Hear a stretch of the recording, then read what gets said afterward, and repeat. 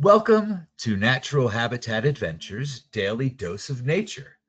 Today's presentation, Natural and Cultural Wonders of Nepal and Bhutan, is brought to you by NatHab Expedition Leader Payal Mehta.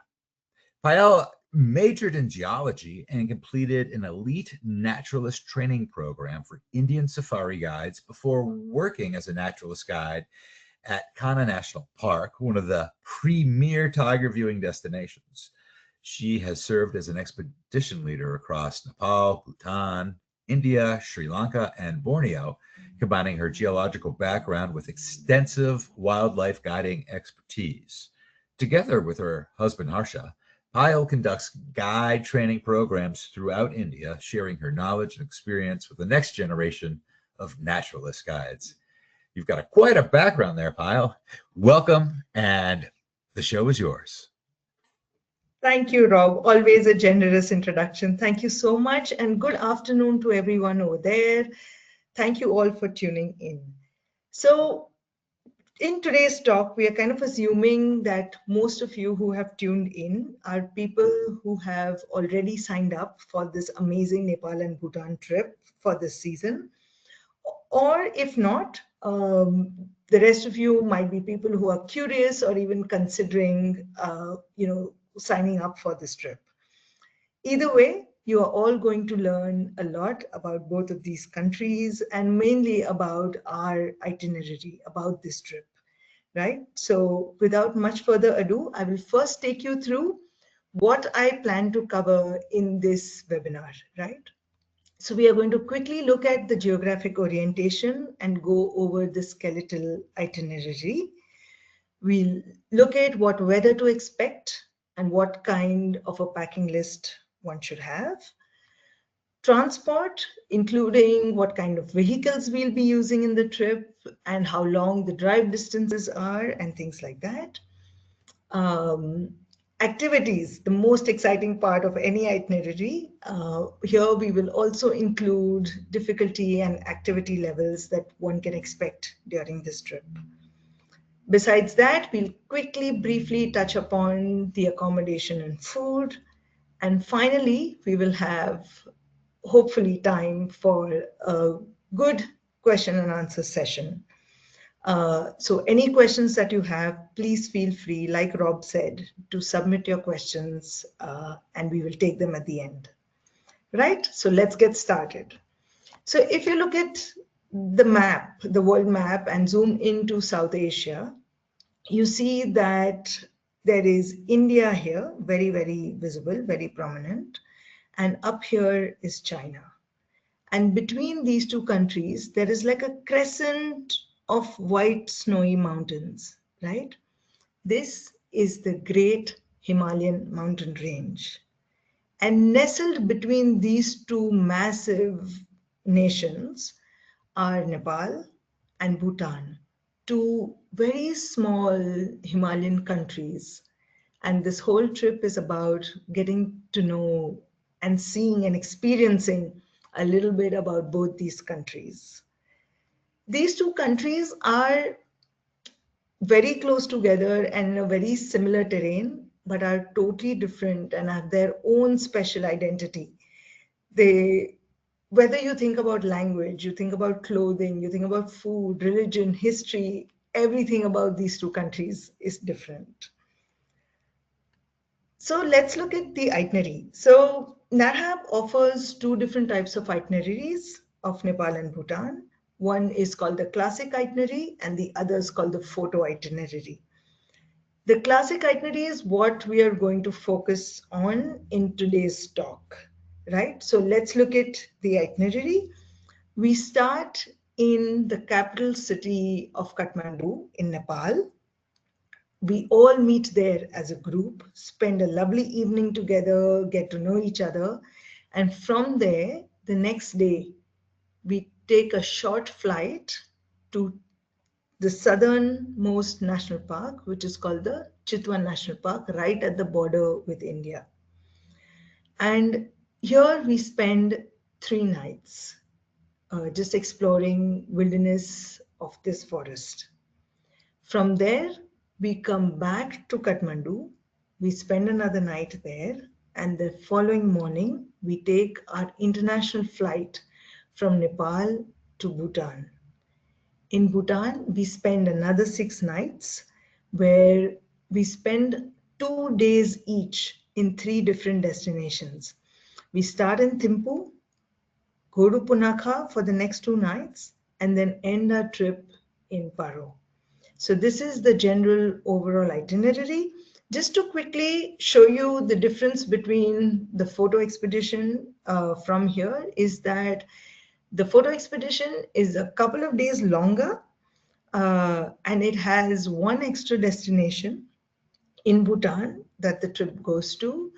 And yeah, the daily itinerary is just tweaked a little bit here and there to increase opportunities of getting more photos. So that's just a quick difference between the two. However, like I said, we are going to be speaking about the classic itinerary. So the season is just going to begin right in November. We are very close to it, and I cannot tell you how much our local team in both these countries is waiting to welcome us. They love having us. And just like in almost all NatHab trips, I think all NatHab trips, there is an expedition leader who is with you throughout the trip, right? From day one to the day you depart. But besides the expedition leader, on a trip like this, you have a chance to meet and learn from a lot of different local people, right? Local experts, experts of the land. Whether it is people who are serving you and like to share, are passionate about conservation and share their experiences with you, or you'll have experts, naturalists who teach us about the jungle, or we will have people like Ramesh here in this photograph who accompanies us when we do city sightseeing in Kathmandu. In Bhutan, on the other hand, when we go there, it is a pretty stable team throughout our 6 days in Bhutan. The expedition leader, of course, is there, but with the expedition leader, we have a local co-guide who joins us, and there is a driver with us throughout the trip. And this team sort of is your main source of information and joy and whatnot. So let's come to the weather and packing list.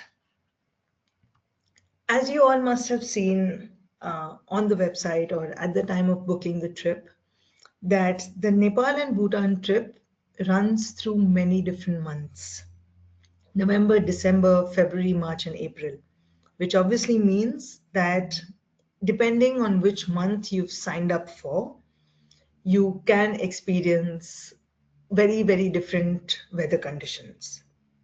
Not only that, if you look at the destinations and you look at the altitude, which is in white over here, you see that we also hit different altitudes during the trip.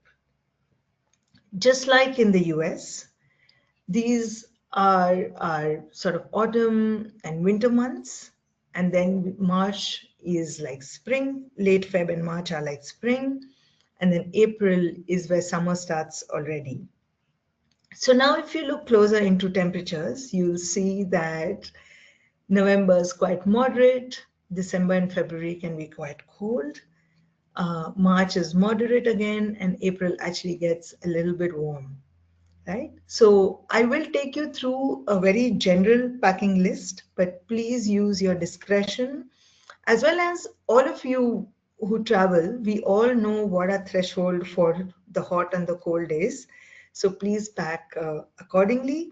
But let me just take you through the packing list anyway.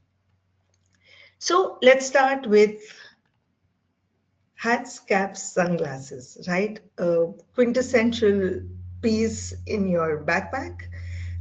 No matter which month you are booked for on this trip, you will definitely need sun protection. Besides that, a rain jacket, a very useful layer in your kit.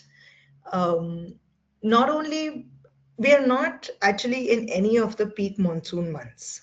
However, we can experience small showers. It is not uncommon. And besides that, those of you traveling in December and February, in Chitwan National Park, it gets pretty foggy and dewy. So a jacket like this actually helps you stay dry because dew drops tend to fall from the vegetation. Warm layers.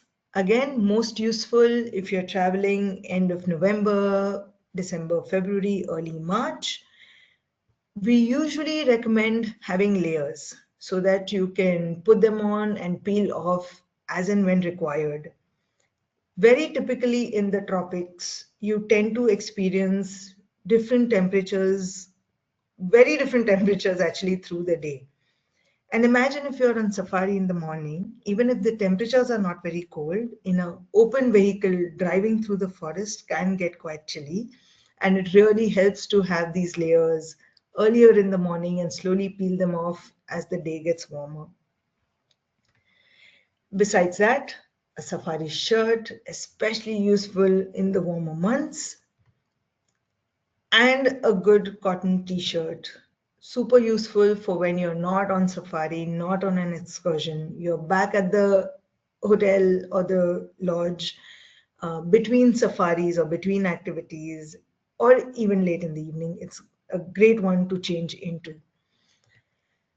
A full sleeve cotton shirt or any kind of a full sleeve shirt, a t-shirt, I highly recommend this again in the cooler months because they are just easier, an easier base to put on warmer layers over, right? Versus a shirt. What else do we have? A beanie and gloves. Most people think of tropical regions as always being warm and almost do not anticipate how cold they can get, especially in the early hours of morning on safari, or at some point during the Bhutan trip when we are traveling from point A to point B, we actually cross a pass that's 10,000 feet in altitude. And just for that little bit, so that you can enjoy the pass and walk around, having gloves and a beanie handy is very, very useful. What else? Thermal base layers. Again, most of you have a better threshold for the cold than I do, but I do prefer packing a pair of base layer, especially because if we are doing an evening outdoor dinner in winter, it is just cozier to have an extra layer like this on. Full pants, very recommended, or even these kind of convertible pants, which you can convert it into shorts, is useful. Uh, it's absolutely okay to wear shorts on safaris, but there are some days when we do sort of temple visits, or if there are mosquitoes at certain times of the day, it's useful to be well covered. Footwear. Closed-toed sandals are a very good footwear to have throughout the trip. However, there are parts of this trip that have a lot of interesting hikes and walks. So for that, a good pair of hiking shoes broken into are an essential pair to have. Besides that, if you're not wearing sandals, it is useful to have a pair of shoes that are slip-in, slip-outs. Because again, there are certain restaurants or temples that we visit where we often have to take our shoes off to enter. And for those, these are just very, very convenient pair of footwear to have. What else? Socks, carry enough socks. Of course, good hiking socks for your hikes that breathe well, but also during winter months, you will need a good pair of socks. I always actually keep an extra pair of socks in my backpack or in my pocket throughout, especially even the Bhutan part of the trip. What happens is that outside during spring, for example, or winter might be a nice, sunny, beautiful day in the middle of the day. However, when you enter a temple where no sunlight is hitting, it can be quite cold. You have to remove your shoes outside and feet tend to get cold. So just having an extra pair of socks handy so that you can put on an extra layer so your feet don't get cold is often a wise thing to do. What else? Masks. COVID protocols are all gone. It doesn't exist anymore. But masks have sort of become a everyday thing since then, I feel. Just to have them, especially if you're nervous about, infections in crowded places like airports that we might be crossing or closed vehicles, or God forbid, if you get a sniffle, it's just good to have a mask just for the safety of others around you. Swimwear. There are more than one opportunities actually where you could use a really nice pool on this trip. So if you are someone who enjoys a good swim, finds it relaxing or for exercise, it's a good one to carry. Camera, of course, and if you're interested in photography, phones work well as well on this trip. But if you are carrying a camera, just a little reminder that not to forget enough memory cards, maybe an extra pair of batteries, should something happen to one. So do keep in mind to bring all the extra paraphernalia with your camera. Binoculars, very, very important on this trip. Of course, for Chitwan National Park, where we are, which is the main wildlife destination on this trip, binoculars are very useful. But even besides that, even while we are in Bhutan or going for walks and hikes, I always carry my binoculars with me because those are such good opportunities to look for birds or wildflowers, depending on the season, or even other little creatures like butterflies, spiders, and whatnot, right? So, always a good thing to have on a NatHab trip, I think.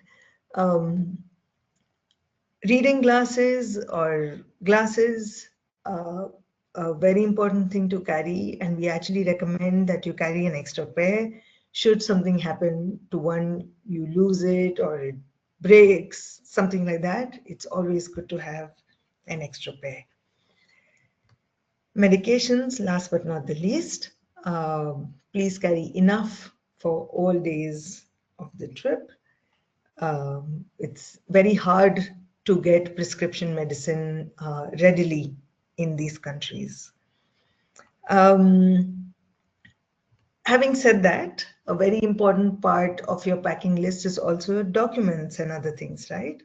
So let's take it one by one. Tickets, your international tickets, of course, you will have them with you.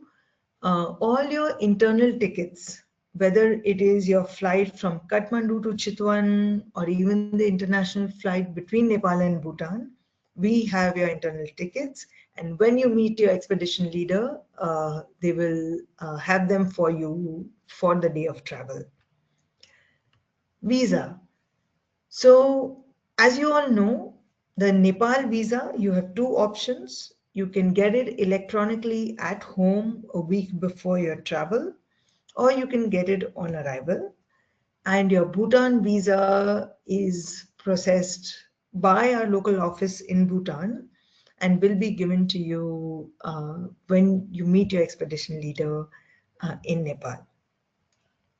A very, very important document, passport. Of course, everybody knows that. However, what I would like to stress at this point is that be sure that the passport is the same one that has been submitted to NADHAB for your Bhutan visa.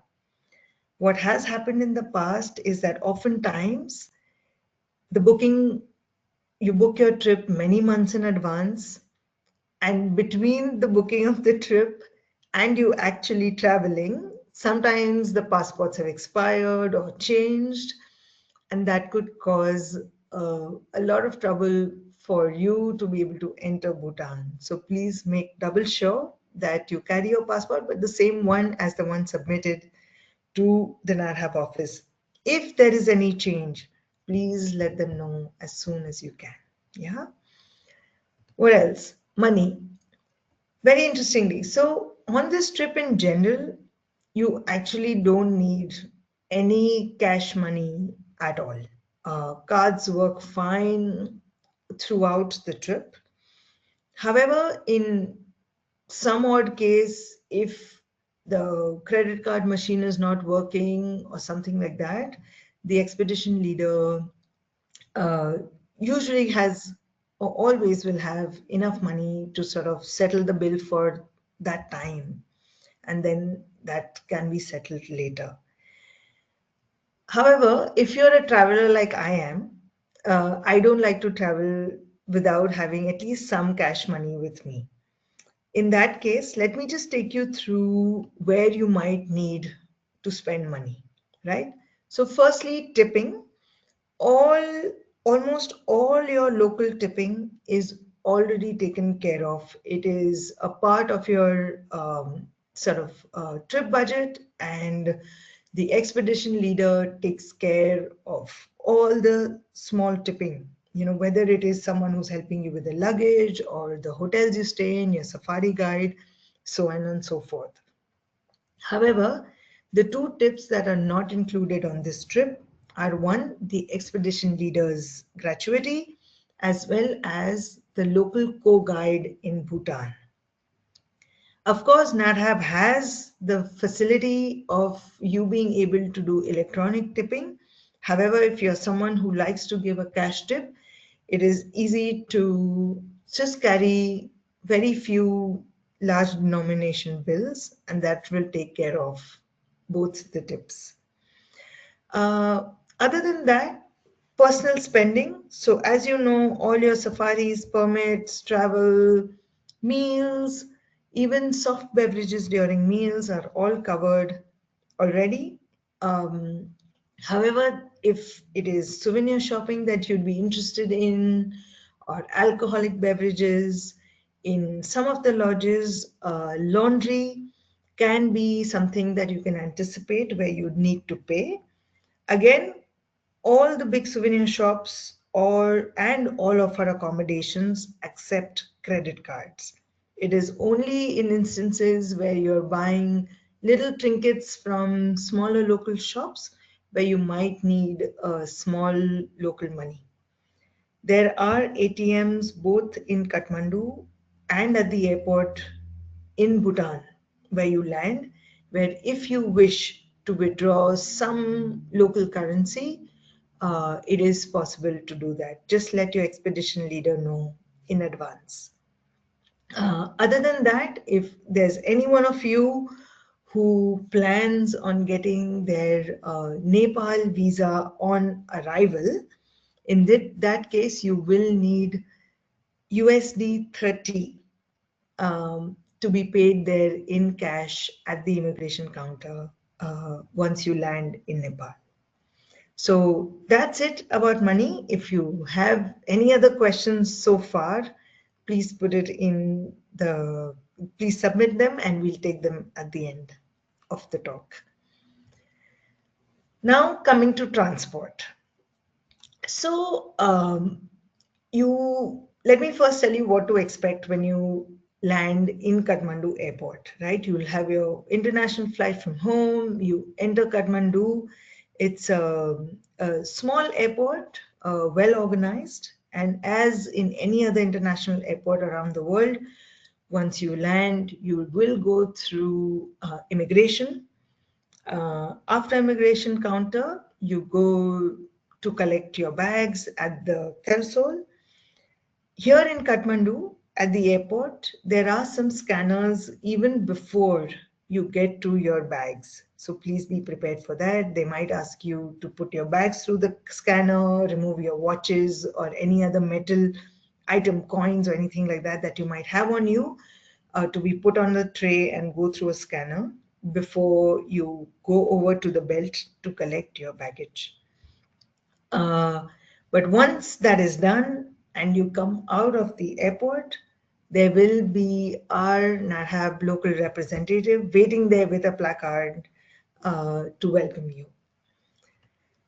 Just let me take you one by one through the other transfers that you can expect. So in Nepal, firstly, once you get off the airport, we usually have an electric vehicle, always mindful of our carbon footprint as much as we can. An electric vehicle to pick you up to get you from the airport to your hotel. After that, for Kathmandu sightseeing and the transfers that we do to the domestic Kathmandu airport, we will have a bus where the whole group travels together with the expedition leader and a local guide. There is one to and fro domestic flight in Nepal where we go from Kathmandu to Chitwan National Park. That is a small propeller flight, which the flight is anything between 20 minutes to 30 minutes. It's a short flight each way. So that's one internal flight. And the other short drive is in and around Chitwan, where we use the lodge vehicle. It's a small minivan where we usually travel all together as a group.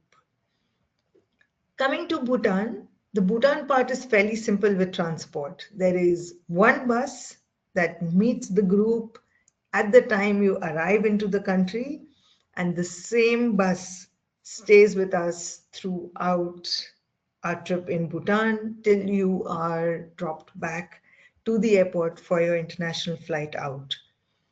Within Bhutan, in that bus, we have various different drives. On the first day, it is an hour and a half from the airport to get to your hotel in Thimphu. Some very interesting sights to see on the way, and some lovely stories to hear from our guide, of course.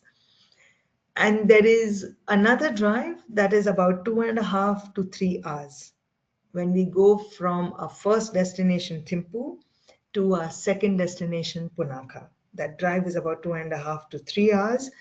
We often take a break there up at the pass if time permits, weather permits.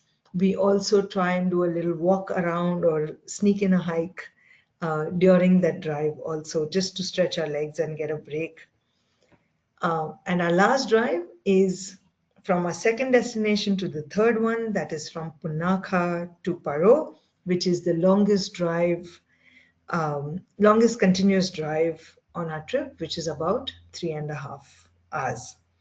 Of course, at each of these locations, we go on full day sightseeing excursions, and the bus is with us, and we are often on and off the bus, visiting many interesting places during the trip. The bus looks something like this. It is super comfortable, it's air conditioned, and this kind of becomes our, how do I say, like a safe haven, not like the country is unsafe, but a thing we look forward to. It's also convenient because since the bus stays with us the whole time, if you have hiking poles or an extra layer that you're using only when you're out on excursions, those little items can just be left in the bus for the Bhutan part of the trip. Mm, After transport, activities, of course, the most fun part, I'm sure this is the part of the talk that you most look forward to. We have a whole bunch of very interesting activities planned for you so that you can experience Nepal and Bhutan in the most interesting way.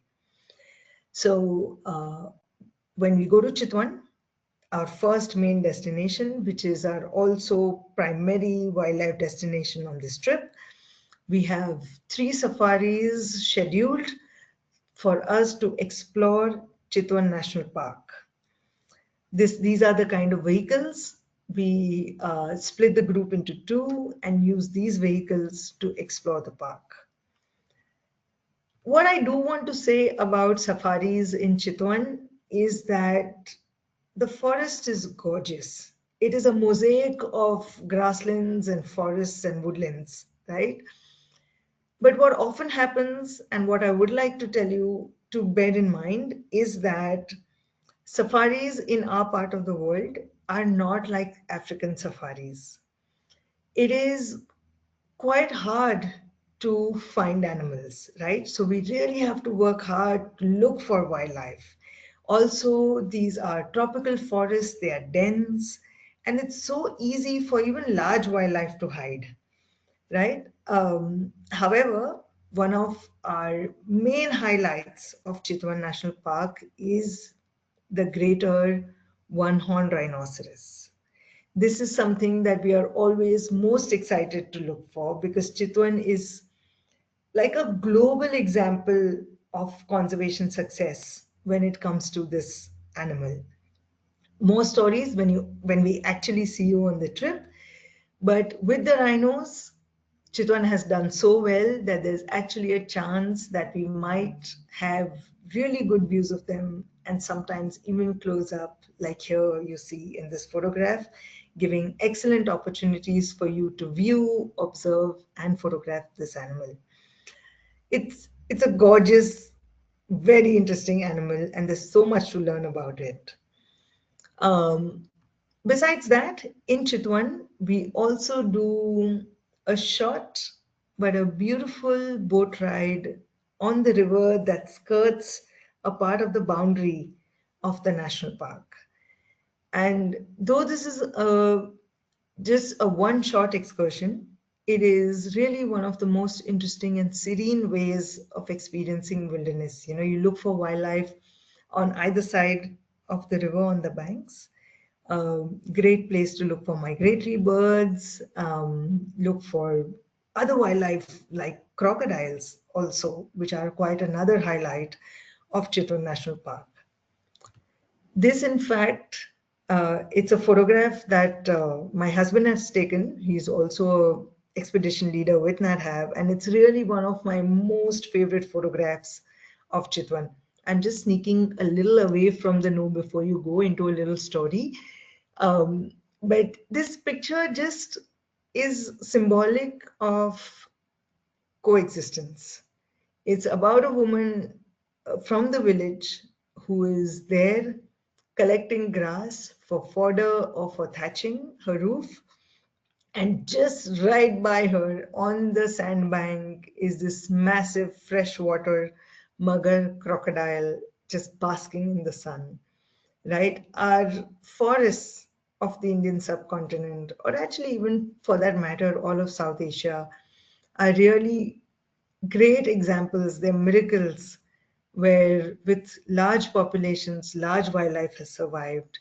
And a lot of that is due to just tolerance and peaceful coexistence with the local community that lives there. Anyway, enough of digression. I'm going to come back. So besides that, in Chitwan, we also have a walk planned for you. Of course, this depends again on the weather conditions and a lot of that, but we either do a walk through the village or through farmlands or through the community forest area. Just a nice way to stretch your legs after being on safaris or boat rides, right? Um, After we finish Chitwan, we come back to Kathmandu before we fly out to Bhutan, right? And if all goes well, if the flights are on time, we get an opportunity to explore one of the old parts of Kathmandu city.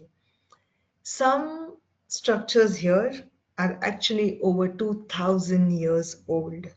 Really, it's picturesque, but also very interesting and very rich in its history. So we will get time to walk around here and learn a little bit about the history, the civilization history of Kathmandu. Then we fly to Bhutan, a flight that takes you almost parallelly along the Great Himalayan mountain range. If the skies are clear, we have the chance of seeing Mount Everest during our flight from Nepal to Bhutan. Once we reach Bhutan, it's a smooth process. It's one of the most beautiful airports. Guests tell us that it's one of the most beautiful airports they have seen. It's really quaint, really beautifully done. And once we are out of the airport, one of our local guides, we have some really star NatHab local guides in our team in Bhutan, and one of them joins us there, is there to welcome us, and will be with us for the rest of the trip. Activities in Bhutan are a really amazing mix which teaches you about this amazing country. We will be visiting historical sites. We will be visiting recent, more contemporary religious sites. We will also have a peek at its rich culture of handicraft, weaving, and just see their culture through their art also. Besides that, we will try and have a peek at the daily life of people in Bhutan. Their national sport is archery, and we will try and give it a hand. And our local guides are really good at teaching us how to do this traditional form of archery. There is something really interesting about this way of the way Bhutan plays archery, but I will leave it as a surprise for you to discover when you go to the country. Besides that, Bhutan in general is the more active half of the trip. There is a lot more walking, some very interesting hikes, which are a part of this, of our exploration of Bhutan. And the walks are different. They are at different altitudes, they are in different durations, they are typically between, could range anything between half an hour to about 3 hours, but it is such a wonderful way to see the country, right? It is one thing to drive around and another to be able to also walk every now and again, right? To feel the fresh air and to see things up close. Of course, speaking of hikes, the finale of this trip is the Tiger's Nest hike, which is on the last day of the trip, the day before you actually fly out. And it is the longest hike and the most strenuous hike of the trip.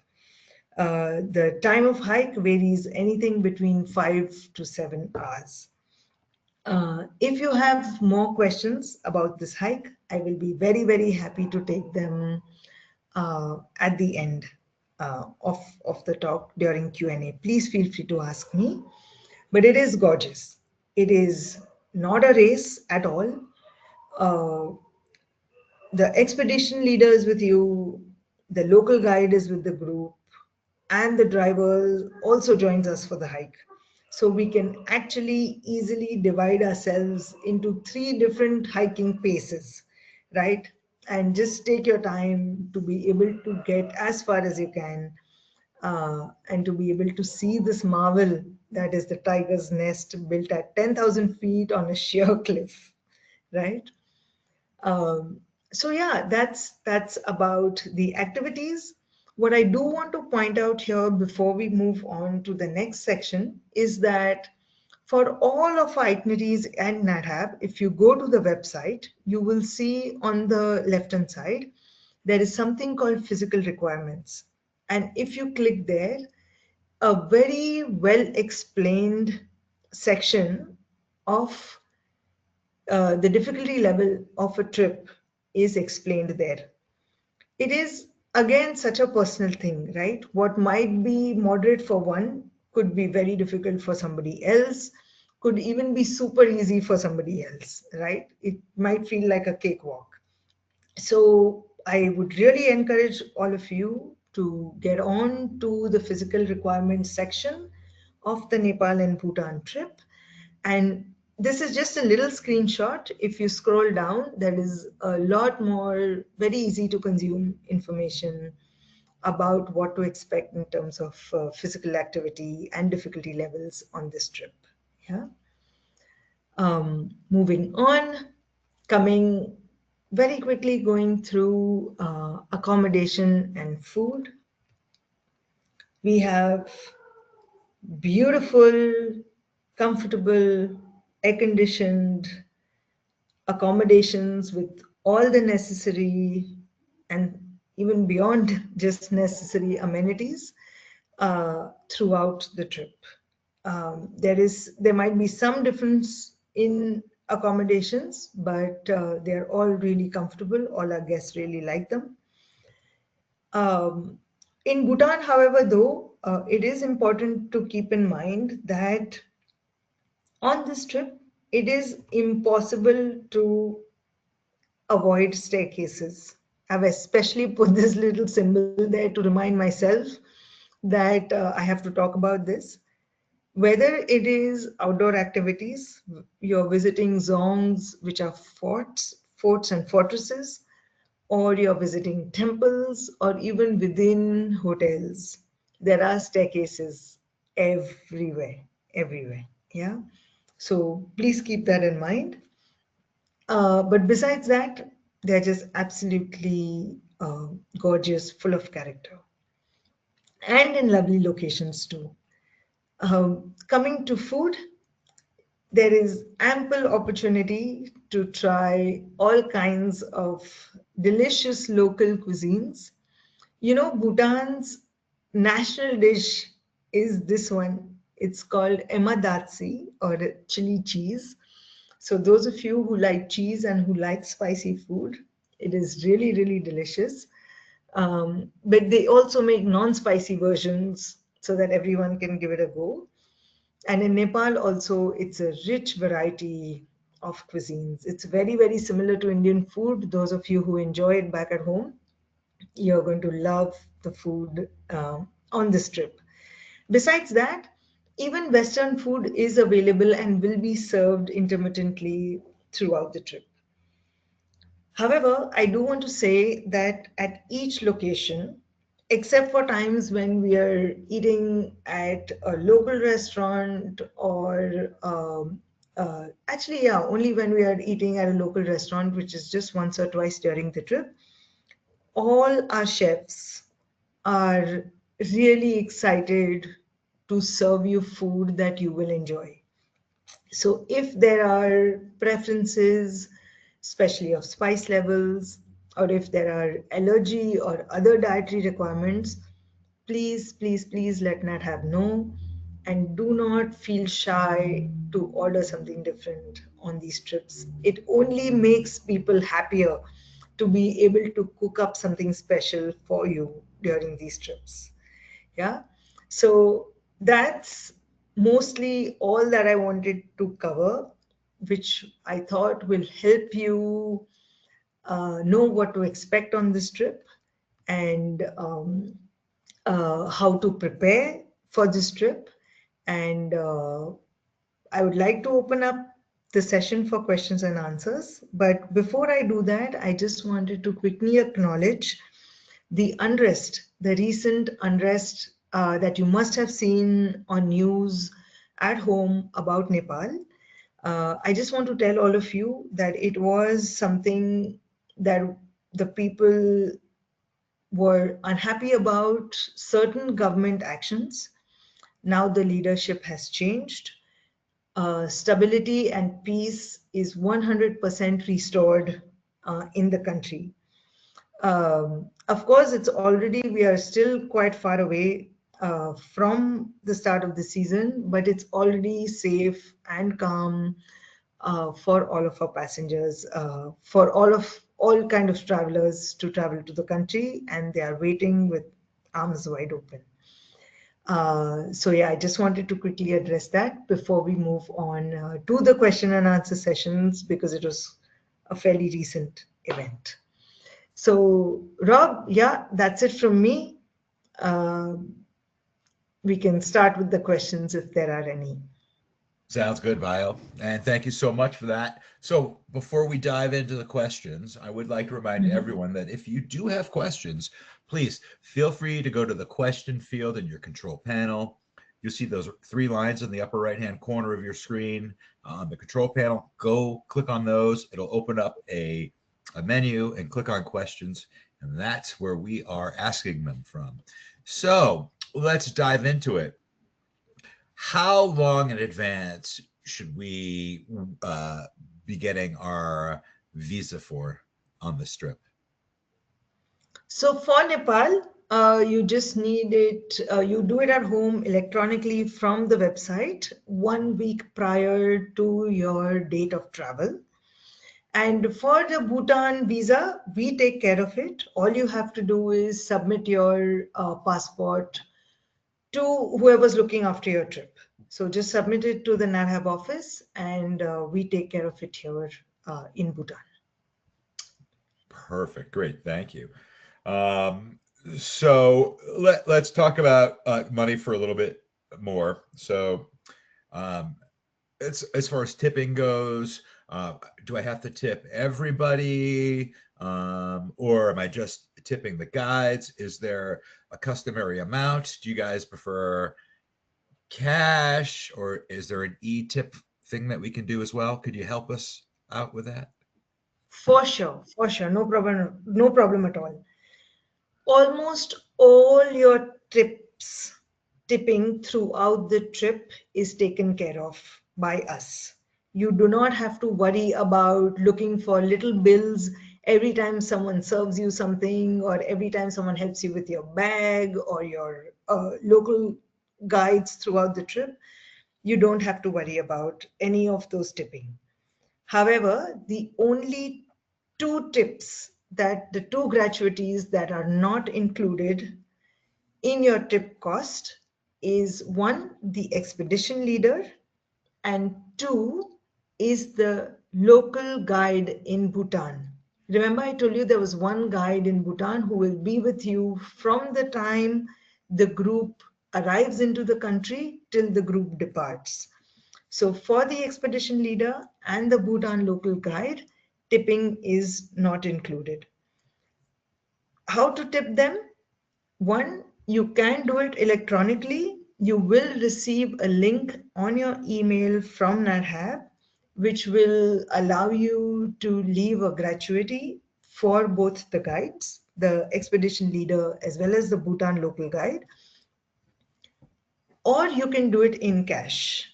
Uh, Guides don't mind either. It is all up to your convenience. How much to tip? You will receive a pre-departure booklet for every trip once you sign up for the trip. The pre-departure booklet has a section on gratuity and it has suggested amounts. So we'd urge you to please look at that. And of course, after that, it's your discretion. Great. Thank you so much for guiding us in the right direction there. Well, there were a lot of questions, so you nailed a bunch of them. So thank you. One more question about money. If we're going to be in a hotel and we want to do laundry, should we have cash for that, or is there another way to do it? Credit cards are accepted at all of our hotels. So you don't have to worry about money for that. And in actually our Chitwan Lodge, I don't know if the rules are going to be different this season. Sometimes the rules are changing year after year. Some of them even have complimentary laundry. So your expedition leader will let you know if this facility is available, where it is available, and when would be a good time and when is a good opportunity to do laundry. Gotcha. But yeah, you don't need cash bills for that. And you mentioned the pre-departure briefing earlier. Do you know how long before the trip starts we'll get our pre-departure briefing? I'm actually not sure, but I think it's about a month prior. Gotcha. And we can always ask your adventure specialist about that as well, and they can guide us in the right to the right direction. Perfect. Thank you so much for that. All right, let's see what else we got. So what languages are we going to be exposed to on this trip? Do people speak English, or what are the local languages? All of our guides speak English, each one of them. So your expedition leader, the history guide, the city guide in Nepal, the naturalists in Chitwan National Park, our local guide in Bhutan, everybody speaks English. However, the local languages there are different and very, very interesting. So in Nepal, the main language is Nepali. In Bhutan, the main language is Dzongkha, starts with a D, DZ, Dzongkha. But you will learn that it's amazing how both these little countries have so many different languages that people speak. So you will hear conversations in those languages as well, but everyone who you need to speak to will speak English, can speak English. Terrific. Thanks for letting us know. I'm sure it'll be fascinating to hear people talk in other languages as well. Um, I wonder if any people would actually like to go and learn other languages. That'd be interesting. So let's talk about the tiger's nest for a second here. You talked about options for donkeys. How does that process happen? And if I wanted to get a porter to help me out, do we know how that works? Yeah, we will help you with that. So, very good question, actually. Thanks for bringing that up. So, let me just shift the slides and take you to some pictures that I have. So, from the start of the hike of the tiger's nest, you see how the pathway is, right? It's quite broad. It's mostly quite stable and non-slippery. And these trails for the first, so I usually like to divide the tiger's nest, the entire hike, into three parts. The first part of the hike goes from the parking area, which is from the base, to this place, which is like a tea house, right? This is the first 1/3 section of the hike. The ponies go from the parking to close to this tea house. And they go only one way, which is up. They do not bring you down. So the down has to be done walking. This is a place from where you can see the tiger's nest, but you'll be looking up. Yeah, but it's a gorgeous way to actually appreciate where it is being built. As you can see in this photograph, this is where the tiger's nest is, on this sheer cliff. After this, for the other 2/3 of the hike, ponies do not go up, right? The other hike, the middle section, the middle third, takes you up to a point where you are at eye level with the tiger's nest. Yeah. And after this, the third section actually, if you can see me, so from this point, you actually walk down and then walk back up to the tiger's nest. Yeah, so that's the last section, and it's all staircase in this part of the tiger's nest. And once you reach the tiger's nest temple, as you can see here across, you can actually visit the temple inside, right? So that's how I would describe the tiger's nest hike.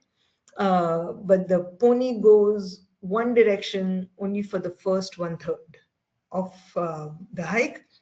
You just have to let your expedition leader know on the previous day. You will be asked, and if you'd like to use the services of the pony for the first third, they will book you a pony in advance. Great. Thanks for clarifying that. It's pretty exciting that we get to go inside. Yeah. Why is it called the Tiger's Nest? Good question. It has nothing to do with a real tiger, neither is there a nest there. It is a story that goes back hundreds of years in Buddhist mythology of Bhutan, where one of the incarnations of Buddha uh, comes on a flying tiger to this location where today the tiger's nest temples are, and he meditated there. So that's why, because of that story, it is called the tiger's nest. Well, thank you for that. It's good to know. What is the altitude up there? And should we worry about altitude sickness? No, you don't really need to worry about altitude sickness. So I'll tell you why. The altitude at the topmost at Tiger's Nest height is 10,000 feet, right? Uh, but your during our the previous 5 days in Bhutan, we are often at low and high temperatures, altitudes. So as you know that if you have sort of your body has been through ups and downs of altitudes, you are pretty much already ready um, for that altitude, and at the high altitude, we spend only a little bit of time, not more than an hour at all, right? Actually, much less than that. So you do not need to worry about altitude. However, on the day that we go from Kathmandu to Bhutan in Thimphu, there is a sudden shift in altitude. So in Kathmandu, you are at about 4,500 feet. And when you fly to Bhutan and land in Paro, you are there at 7,500 feet approximately. So there is a sudden hike in altitude, about 3,000 feet, very suddenly. So on that day, just basic precautions like drinking a lot of water and being well hydrated, being well nutritioned, just the usual things will be recommended, and expedition leaders will remind you about that.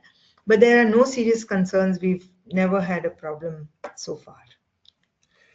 Can we take pictures inside the tiger's nest?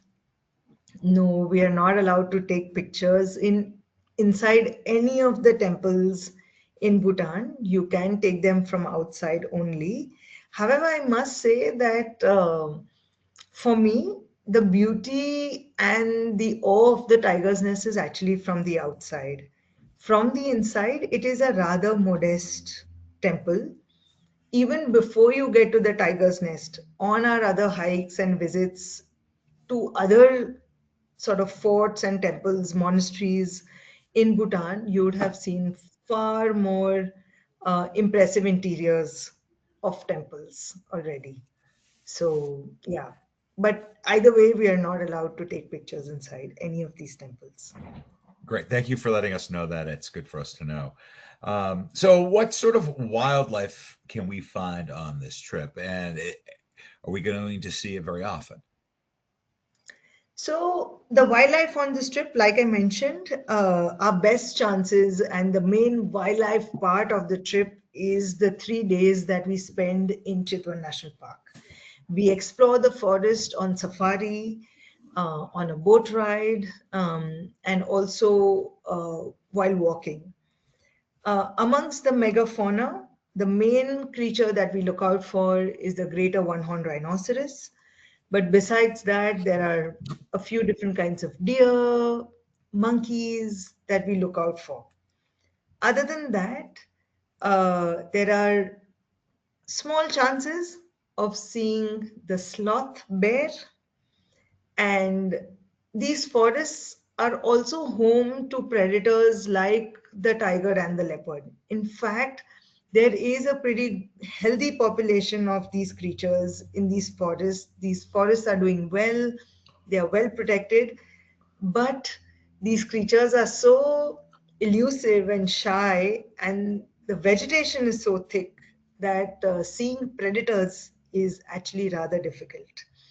Um, Besides that, if you're someone who enjoys all kinds of wildlife, very interesting flora, an amazing array of birds, really, really beautiful array of birds to look at, and lots of other small things, very pretty butterflies, other insects.